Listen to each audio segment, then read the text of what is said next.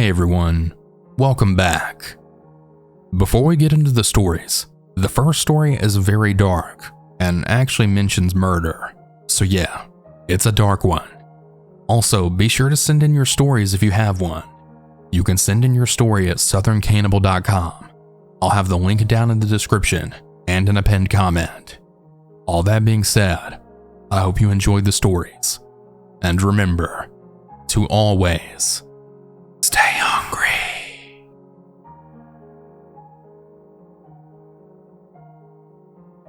This happened back in 2016, and I'm still getting over all of the grief. I haven't really shared this story with anyone yet, but I finally decided to share it. I'm not even going to say where this happened for privacy reasons, even though I've since moved. I'm really afraid that the people related to those responsible might come after me. Anyway, at the time it happened, it was in August, and it was during the evening. My brother and I lived in a small 2-bed, 1-bath home that sat on 10 acres of land. It was what I once considered my dream home paradise. We had everything I could have ever wanted. A good amount of land, a 2-car garage, a pole barn, and a nice view from our back deck. Now, here's some important details to note. The house itself was a basic square with the back deck on the southwest corner of the house. It was notched in the corner of the house with 2 walls on either side forming the corner of the house. You couldn't see around the house unless you bent over the railing, and you could only see the west and southwest away from the house. The garage was on the south side of the deck, which was only a few feet away from the deck, and the driveway leading to the garage was in front, so you couldn't see anyone coming up the driveway from the back of the house. Anyway, it was the evening. I was sitting on the back deck smoking a joint, and my brother was in his bedroom. I was just outside enjoying the weather and the peace and tranquility of the area. Suddenly, all of that was shattered when I then heard my brother shouting, followed by 4 loud gunshots. I immediately jumped up and I looked around the wall of the house towards the window of my brother's room, which faces the backyard. I looked just in time to see 3 masked men hopping out of the window. They appeared to be black and they looked like they were in their late 30s at least, but they were wearing masks, so I couldn't really see their faces. One of them looked at me and froze, almost like he wasn't expecting me to be there. The 3 then turned and ran around the north wall of the house towards the front yard. I threw my joint out and I ran inside the house through the kitchen. I then went down the hall to my brother's bedroom. The door was open and I went inside. When I did so, I stopped dead in my tracks and my heart then froze. My blood went cold as ice. There on the bed was my brother. He was just laying there, facing up emotionless, with his eyes wide open, bleeding to death. Now, what I did next probably wasn't very smart, but I ran to the living room and I grabbed one of my guns. I threw open the front door just in time to see a blue Chevy Caprice peeling out of the driveway. I fired 3 shots at them, 1 missing, 1 hitting the car's tire, and 1 hitting the back window. I must have hit one of the guys inside because I had heard someone screaming from the car. Looking back, this probably wasn't a good idea to do since there was a house right across the street, and I could have accidentally shot the neighbor's house, but I wasn't really thinking that at the time. Anyway, the car sped off and I ran back inside. I grabbed some towels to try and go cover the wound on my brother's chest while also calling 911. While trying to cover up the wound, I was telling the dispatcher everything that happened, and I knew that my brother was already gone because he had no pulse when I checked, and he had 3 bullet holes in his chest, but I think I was just in disbelief at the time. Anyway, since this area has almost no crime rate, you can bet your ass that every sheriff and ambulance in the county was there in about 15 minutes. I had to explain to the detective that was there what happened while trying not to break down and crying. The sheriff and detective were both in disbelief too, since nothing like this had ever happened in the area in over 37 years. I'll spare you all the little details, But over the next 3 months, the investigation eventually wrapped up. And here's what I learned. After the police had gone through my brother's phone, they found that he had apparently been getting death threats. Apparently, he had been hitting on a girl that was a gang member's girlfriend. Apparently, the guy had warned my brother to stay away from her, and even after he did, I guess he decided that he still needed to get rid of my brother for good. Apparently, the night before he was killed, he had received a message from an unknown person saying, "I'm coming for you." Somehow the guy found out where we lived and brought 2 guys with him to do the job. The strangest thing though, is we lived 40 minutes away from the gang's territory, which was in the city. This guy was so aggravated at my brother that he drove himself and 2 other guys 40 minutes out into the countryside just to kill him. It really amazes me just how far this guy was willing to go just to make sure nobody ever went near his girlfriend. Now let me tell you what happened to those 3 guys. One of them was the one that I had shot as the car pulled out of the driveway, and he apparently died while in the car. The other guy who was along for the job was caught during a traffic stop. Apparently he was dumb enough to take that same car out the next day, and there was an alert out for it. Now, since there aren't that many sky blue Chevy Caprices left, it was pretty easy to find. He was arrested, and he was charged with murder, and since the prosecutors where the murder happened are way more strict, he was sentenced to death. The guy who orchestrated this whole thing was actually killed in another shooting in his own city the following week. Yeah, pretty crazy how karma gets to you. I think they all got what they deserved in the end, in my opinion anyways. I did have to go to court for the guy I shot, because he had no family apparently. And due to some other circumstances, I didn't go to jail. I did get a hefty fine though for dangerous use of a firearm, probably due to the fact that I could have accidentally shot my neighbor's house, and I had to take a gun training class after that. But I didn't care. For almost a year after this all happened, I didn't do anything except mope around my house, and I barely even left the house at all. I never even went into my brother's room after that. I just left the door to it closed so I wouldn't be tempted to look in it. I was so devastated by what happened that I nearly lost interest in everything. I ended up just packing up all my things and moving out shortly after. I just couldn't stand to be there anymore, nor did I feel safe there anymore after what happened. My brother and I were really close, and to lose a loved one so tragically and suddenly in your own home is devastating. It was sad because I really loved that house, and my brother. I honestly thought it would be our forever home, but I just couldn't stand to be there anymore. I moved 8 hours away, and I haven't been back to that house since, and I honestly don't think I ever will. I do still own the house and the land. I just don't think I can ever go back. And even though I moved, I still won't ever forget that evening and everything that happened. I'm doing a little better now, and I have someone else living with me, but I'll definitely be scarred for life for that event.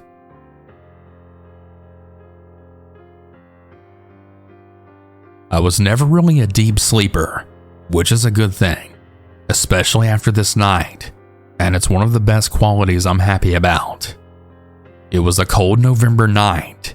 My family were out of town, and I had the house all to myself besides the dog who I was taking care of at the time. I had fallen asleep in my room at 11 p.m. Well, it was around 2 in the morning when I heard a loud crash sound coming from downstairs. I checked my alarm clock, and it was 2:12 a.m.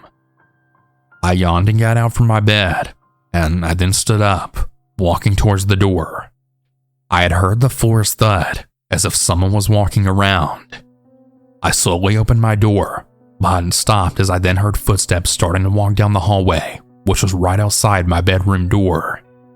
I had gotten really scared that I'd be seen, as I then quietly prayed and quietly shut the door. The person had stopped right outside my bedroom door, and they kind of just waited. It must have been hours before I'd heard the movement again, but in reality, it was just minutes.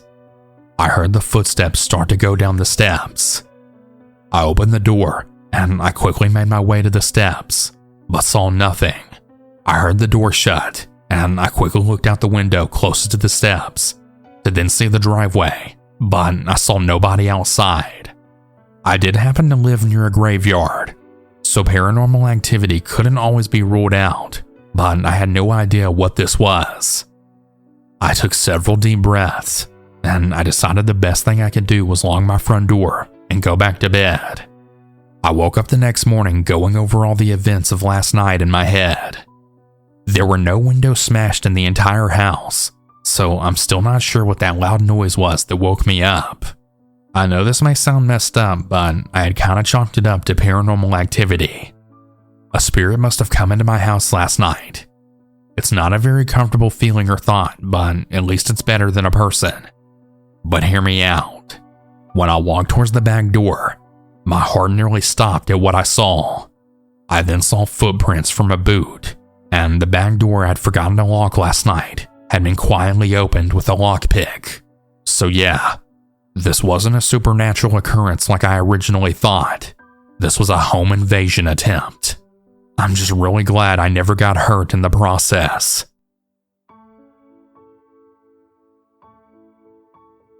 This happened in October, so it was pretty spooky. Now, my apartment is at the bottom corner of my building. I was watching A League of Their Own, the TV series, and I was on Skype with my friend at my kitchen table. I had noticed a shadow in the blinds in my living room window. I chalk it up to just being me, as I wasn't too sure of the lighting in my apartment at the time. About 20 minutes go by, and I see the same shadow. Mine, right? Sure, let's go with that.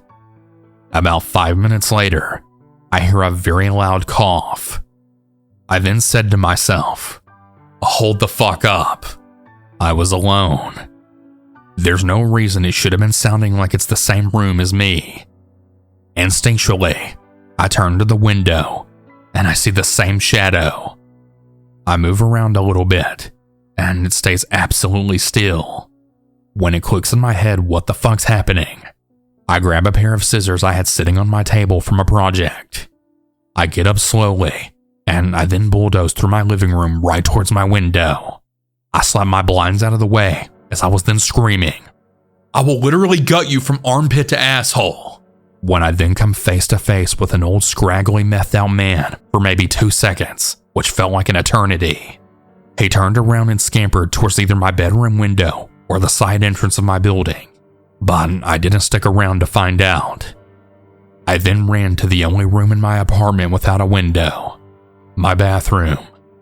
I hid in the dark and had a full-blown panic attack as I called the police. They came and searched the whole area, and they took my statement.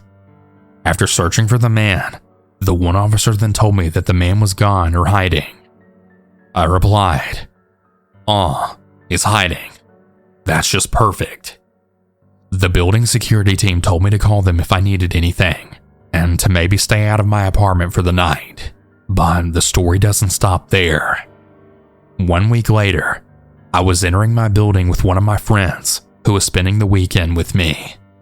There was an old man by the entrance that then greeted me as if he knew me. My blood ran cold. I politely and nervously greeted him and kept walking away, leaving my friend confused. I called the building security team to then let them know that the same man came back. I got a call from security a few moments later. Apparently that same man was a resident of the building and just so happened to slightly look like the man that was at my window. But after checking the cameras, the security gave me a more exact description of the man that was after me. Anyway, that whole experience really horrified me. I had hid in my bathroom for a number of hours, and I didn't go into my bedroom and get a shit night's sleep until I figured out how to black out my window with my blanket. I just wanted to eat my chicken nuggets and enjoy my show. Why did this have to happen?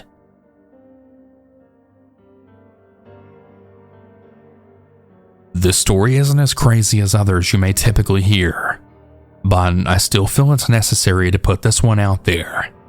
So here we go.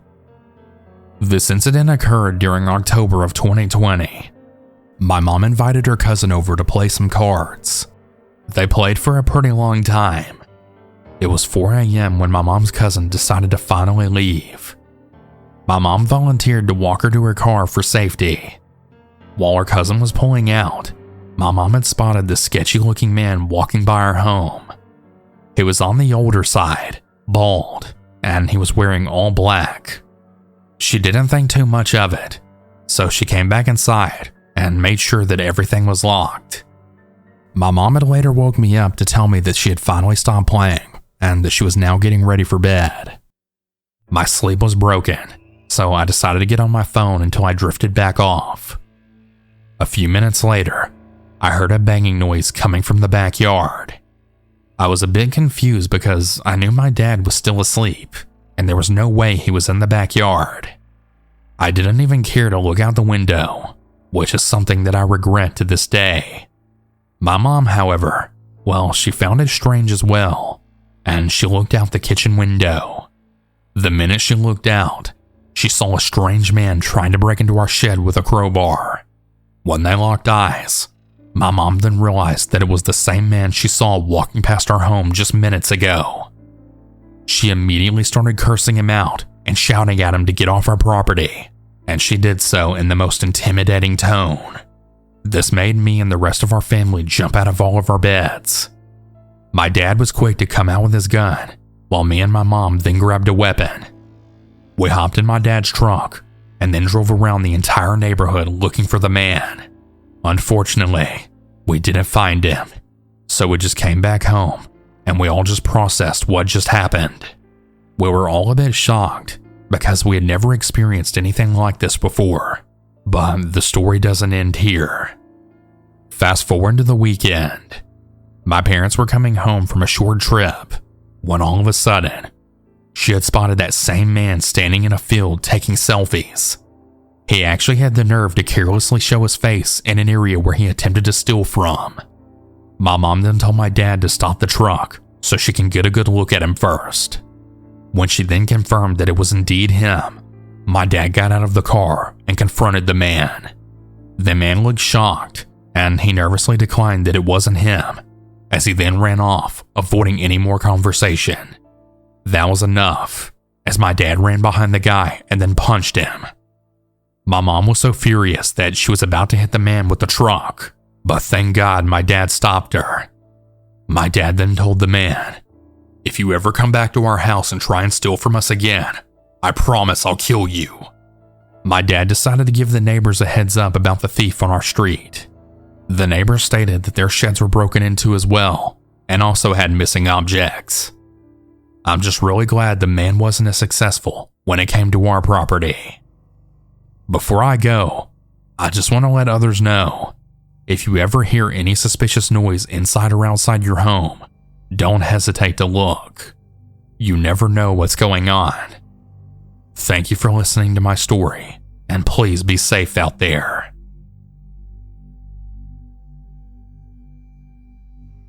At the time, I was practicing self-defense training. I live with my mom and dad and my 2 other siblings, which are boys. Now, my dad wasn't home at the time because he had a late shift, and my little cousin came over to visit. She was about 8 to 9 years old, and my siblings are 12 and 8, and I'm 16. I was gonna go open the gate for my cousin, until I then saw a guy walk up to the gate. I quickly looked at him, since I then sensed that something was fishy about him. It was the way he walked, and his eyes were bloodshot red. The man proceeded to shout at me, telling me to open our gate and let him in. I told my cousin to run and call my mom, while I tried to defuse the man from doing anything crazy. But unfortunately, however, he climbed our gate and then tried running into our house. I don't know why he didn't attack me, but I ran after him. The guy had actually managed to enter our house. My mom saw the guy in the house and she tried kicking him out, but he wasn't budging. She then proceeded to shout at me for opening it for him. I told her I didn't and that he jumped the gate. I then ran to my siblings and little cousin and I locked them in my parents' room to keep them safe, all while my mom and that random psycho were arguing.